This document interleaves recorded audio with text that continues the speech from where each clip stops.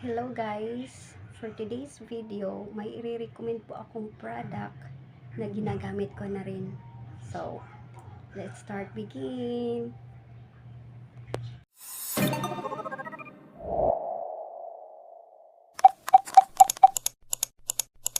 Hello guys! Before pa tayo mag-start, please like and share to subscribe my YouTube channel.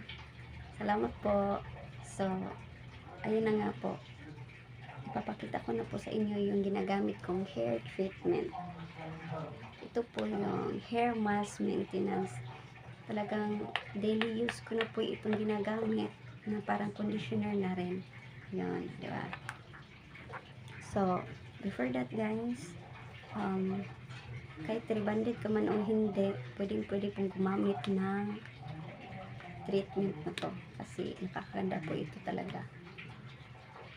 So, based in my experience, dati po kasi bleaching yung buhok ko. Pasensya na kayo kung wala akong old photos. Pero may photos po ako na talagang blonde yung buhok ko. So, ayun na nga guys. Based in my experience, ko alam kung nasira po ba yung buhok ko sa bleach or hindi. Kasi, after na nagpa-bleach ako, malagas po yung buhok ko, nasira. Talagang kahit isang suklay mo lang, nalalagas po talaga siya at nag-dry na rin. So, nung nakita ko po itong product na to, talagang nabuhayan ako ng loob. Char! So, ayan na nga po. Before po ako nag-start ang product na ito, nagpa-Brazilian po muna ako ng isang beses bago ako nag-start ng gumamit nito. So, ayun, nag-work naman po talaga. Tingnan niyo po yung buhok ko. Parang natural na lang po siya. And then, after ko magpa-Brazilian, nagpakulay ulit ako ng black para babalik siya sa dati. Diba? Okay, may video po akong ipapakita sa inyo na talagang ginagamit ko siya. So, let's watch this.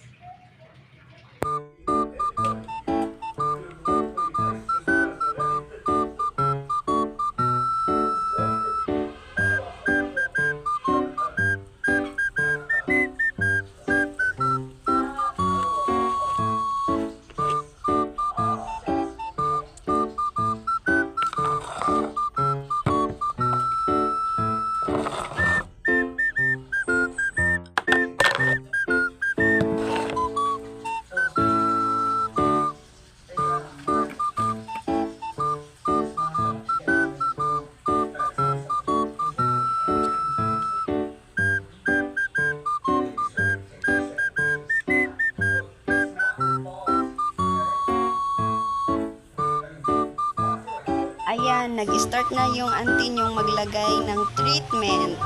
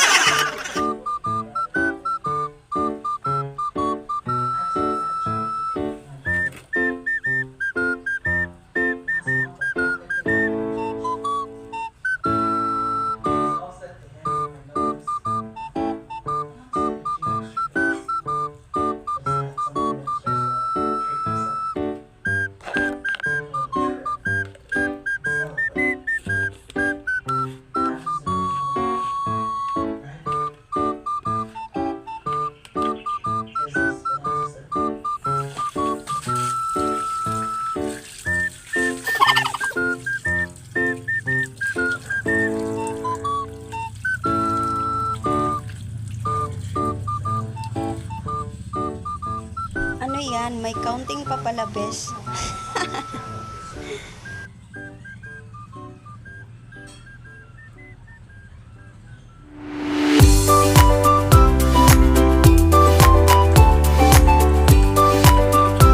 Ayan, nag-start na yung auntie nyong mabanlaw.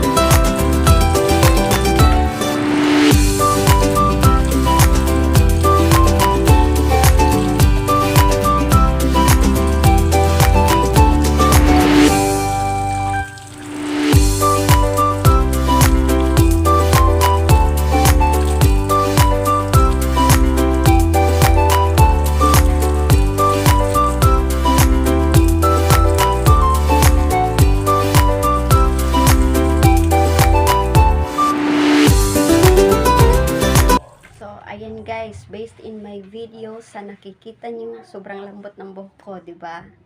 Kaya guys, sana nakatulong ako sa inyo. Sharing is caring. Kung gusto nyong mag-order ng hair treatment na to, nasa TikTok ko lang po. Looking my description in my YouTube channel. Thank you for watching. Bye-bye.